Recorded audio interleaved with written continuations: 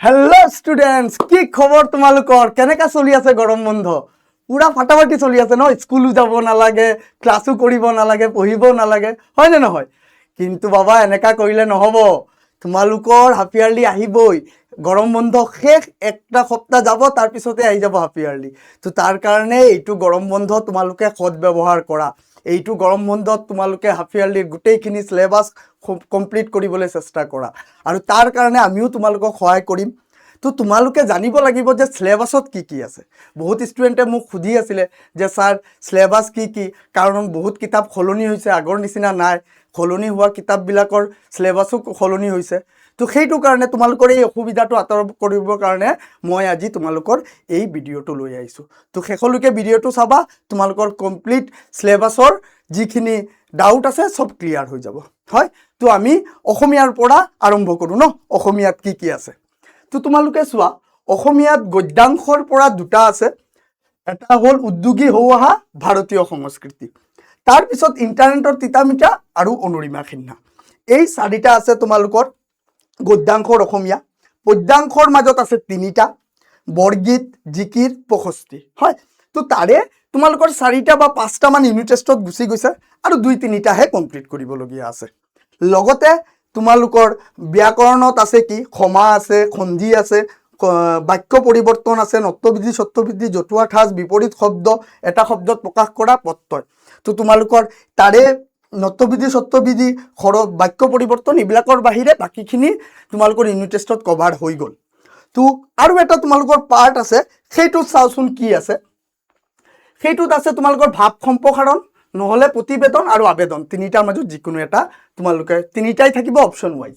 তাৰ পিছত ৰচনা আছে দুটো পাৰ্ট তোমালোকৰ এটা বৈচিত্ৰ্যময় অসম আছে নহয় তাৰ পৰা 6 মাৰ্কৰ এটা আহিব তাত সেইটো আৰু এটা অপঠিত গদ্যাংশ যিটোত কি হয় তোমালোকৰ এটা পেছেজ দিয়ে 4 মাৰ্কৰ কাৰণে সেই পেছেজটো পঢ়ি পেলাই তাৰ সামাৰি বা মূলভাৱ লিখিব লাগে সেইটো এটা আছে যিটো তোমালোকৰ কিতাপত নাথাকিব এটা ঘটনা উঠাই পেলাই দিব সেইটোৰ মূলভাৱ লিখিব লাগিব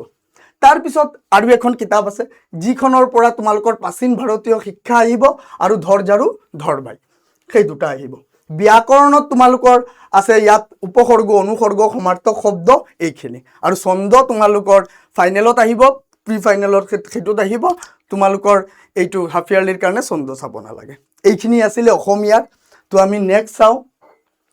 ইংলিছৰ কাৰণে ইংলিছত কি আছে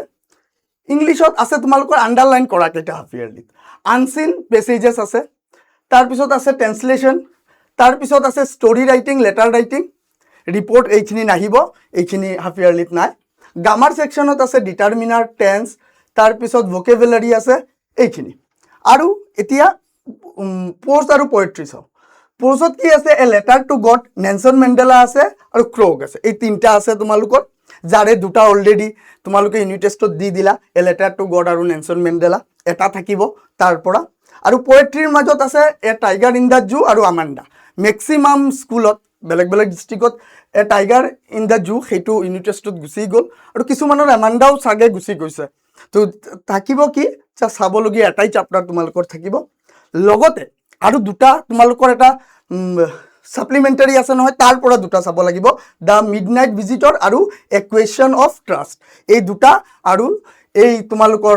গদ্যাংশৰ ক্ৰোগ এই তিনিটা বস্তু তোমালোকে চাব লাগিব চেপ্টাৰৰ কাৰণে আৰু গ্ৰামাৰ সেকশনৰ কাৰণে মই অলৰেডি কৈ দিলো কি বস্তু চাবলগীয়া আছে হয় তাৰ পিছত চাও সায়েন্সৰ তোমালোকৰ টোটাল তোমালোকৰ আহিব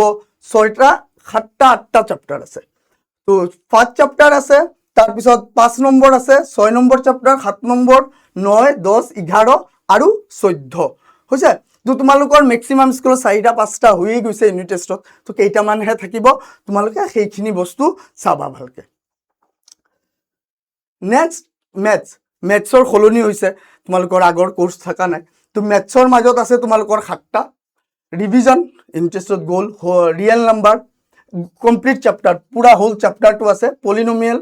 তাৰ পিছত আছে pair of linear equation in two variables তাৰ পিছত আছে কোৱাড্ৰিক ইকুৱেশ্যন তাৰ পিছত আছে তোমাৰ 6 নম্বৰ ট্ৰায়াঙ্গেল তাৰ পিছত কোঅৰ্ডিনেট জিওমেট্ৰি আৰু ইন্ট্ৰোডাকশন অফ ট্ৰিগনমিতি বহুত ষ্টুডেণ্ট মেক্সিমাম ষ্টুডেণ্ট আছে ট্ৰিগনমিতি জ্যামিতিটো অকণ টান পায় তোমালোকে এই সামাৰ ভেকেশ্যনত এই দুটাৰ ওপৰত বেছিকৈ গুৰুত্ব ল'বা আৰু আমাৰ চেনেলত ক্লাছবিলাক আহিয়ে আছে ট্ৰিগনমিতিৰ ছাৰে লৈ আছে তোমালোকে সেইবিলাক চাবা তোমালোকৰ আৰু বেছি ভাল হ'ব তো নেক্সট আমি চাওঁ ছ'চিয়েল সায়েন্সৰ কাৰণে তোমালোকে ইউনিট টেষ্টত 4টা অলৰেডি দিলাই সকলোৱে প্ৰথম জিঅ'গ্ৰাফিৰ ফাৰ্ষ্ট চেপ্টাৰ হিষ্ট্ৰীৰ ফাৰ্ষ্ট চেপ্টাৰ পলিটিকেল সায়েন্সৰ ফাৰ্ষ্ট চেপ্টাৰ আৰু ইকনমিক্সৰ ফাৰ্ষ্ট চেপ্টাৰ তো আৰু বাকী তোমালোকৰ 3টা চাব লাগিব হিষ্ট্ৰীৰ 2টা আৰু জিঅ'গ্ৰাফিৰ এটা সেই 2টা কি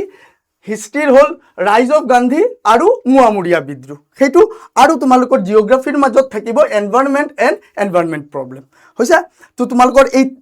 3টা চাব লাগিব আৰু তোমালোকে চাবলগীয়া বস্তু হ'ল MCQ কাৰণ এতিয়া তোমালোকৰ MCQ বিলাক ফাইনেলৰ লেভেলৰ হ'ব হাফ ইয়াৰলি আৰু তোমালোকৰ ছ'চিয়েল সায়েন্সৰ কুৱেশ্যন পেটাৰ্নো চেঞ্জ কৰিছে বহুত টাইপৰ আহে তো তোমালোকে লাইন বাই লাইন বস্তুখিনি ভালদৰে পঢ়িবা সেইবিলাক আণ্ডাৰলাইন কৰিবা পইণ্ট আউট কৰি কপিত উঠাবা সামাৰ ভেকেশ্যনত এইখিনি কাম কৰা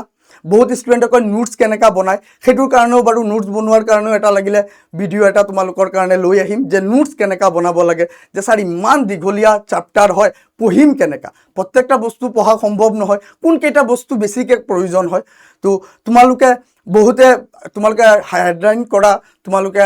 আণ্ডাৰলাইন কৰি পঢ়ি যোৱা সেইবিলাক বস্তু চাবলগীয়া থাকে এটা পেৰাগ্ৰাফৰ গোটেইখিনি পঢ়িবলৈ দৰকাৰ নাই ইম্পৰ্টেণ্ট কিছুমান থাকে সেইবিলাক তো তোমালোকৰ কাৰণে সেইটো এটা ভিডিঅ' লৈ আহিম আৰু এটা কথা যে আমাৰ ৰাইজিং টপাৰে তোমালোকৰ এই হাফ ইয়াৰলিৰ কাৰণে এটা মিছন এটা লৈ আহি আছে যে তোমালোকৰ যাতে হাফ ইয়াৰলিৰ ৰিজাল্ট ভাল হয় হাফ ইয়াৰলি ৰিজাল্ট ভাল হোৱা মানে কনফিডেন্স তোমালোকৰ বিল্ড আপ হোৱা আৰু সেইটোৱে কি কৰিব তোমালোকৰ প্ৰি ফাইনেল আৰু ফাইনেললৈকে কেৰি কৰি লৈ যাব আৰু তোমালোকৰ এইটোৰ কাৰণে হাফ ইয়াৰলিৰ যিমানখিনি কোৰ্চ আছে আমি তোমালোকক ইউটিউবত ফ্ৰী আমাৰ গোটেই টিমে তোমালোকক প্ৰভাইড কৰিম তো তোমালোকে চাই থাকিবা যিটো বৰ্তমানো চলি আছে আৰু কেইদিনৰ পিছৰ পৰা নতুন যিবিলাক আমি পুৰণা কিছুমান লৈ আছে ছ'চিয়েল সায়েন্সত যেনেকুৱা মই কৰাই আছোঁ